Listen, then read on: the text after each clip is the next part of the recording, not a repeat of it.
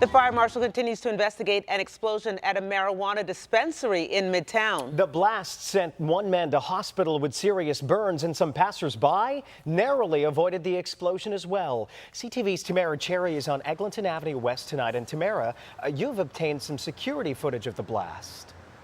Yes, in the security footage, it does not show us exactly what the cause of the blast was. However, it does show us the force of the blast and just how close these passersby came to being in its path.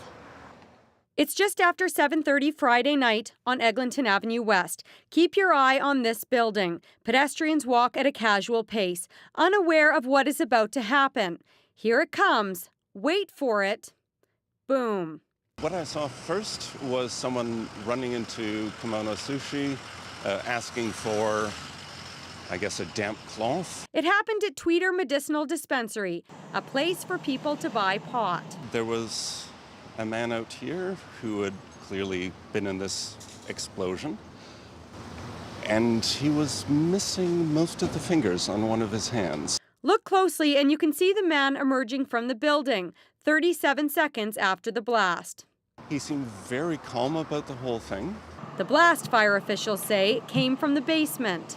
It feels like a weed shop should be the safest place in the world. Glass was projected out onto the street and the sidewalk, along with the couch that you see on the sidewalk now. Instead, we have a giant explosion, and it just makes my heart break.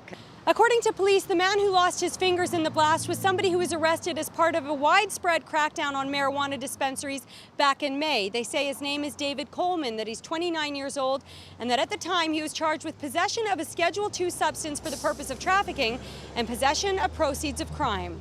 Francis Taylor was called in to look for buried utilities. Well, I know right off the bat that it's probably not a gas explosion, basically because the gas meter is intact.